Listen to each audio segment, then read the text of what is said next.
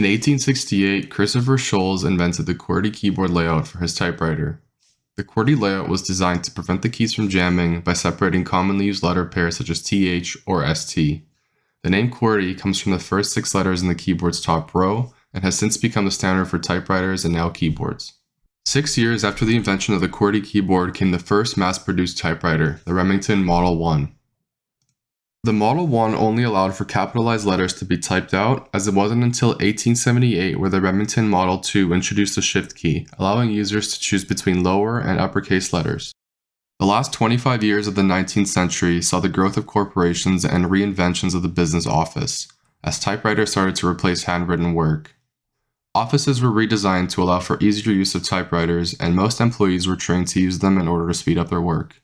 In 1936 came the invention of the Dvorak keyboard layout. It was invented by Augustus Dvorak. The major feature of Dvorak's keyboard was that the most commonly used letters were in rows.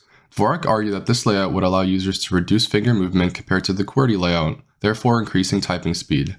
There is no proof to this day that this layout is better for faster typing, as people type faster in whichever layout they learn first and use the most.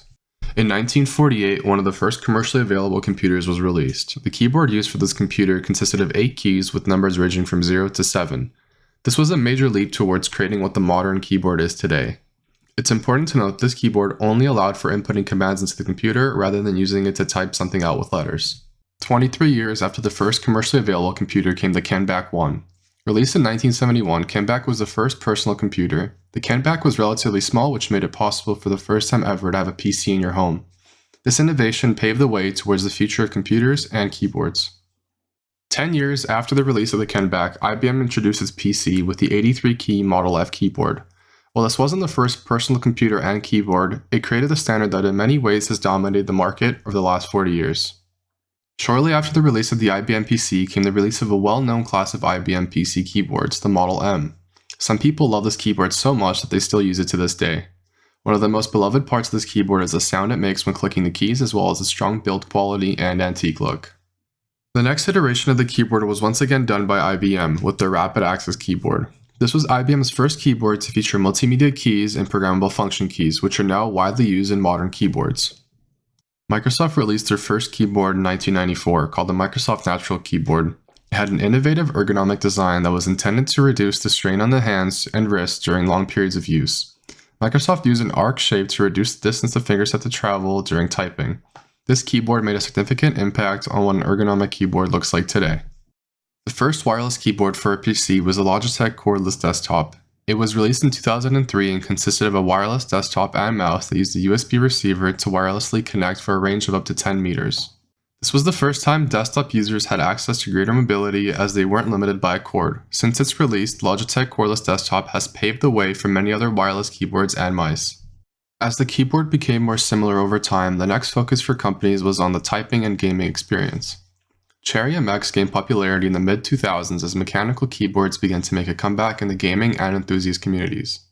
This was partly due to the earlier mentioned IBM Model M keyboard that used buckling spring switches.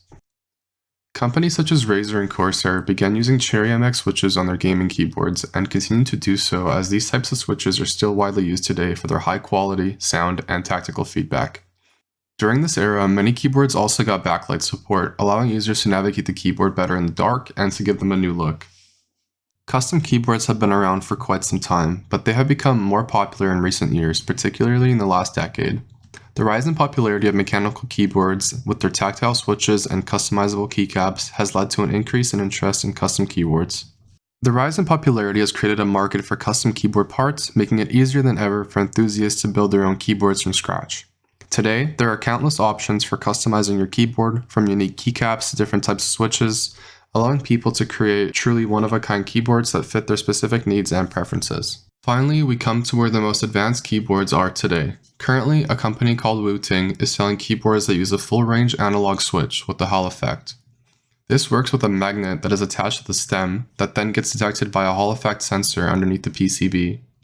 As the magnet comes closer to the sensor, the stronger the signal is, allowing for features such as custom actuation points and rapid trigger. A customizable actuation point will allow the user of the keyboard to dictate how far down the key switch should be pressed before input is detected. This can be customized with all of the keys. This feature allows for any actuation point between 0.1mm to 4mm. Alongside this, the rapid trigger feature detects any decrease in pressure on the key and will automatically stop the key press. This is especially important in gaming as it will give a much more responsive feel. I believe that the success and the future of the keyboard will be using technology similar to the one Wuting uses, and businesses can capitalize on that early on to be ahead of the pack. Thank you for watching, and I hope you enjoyed the video.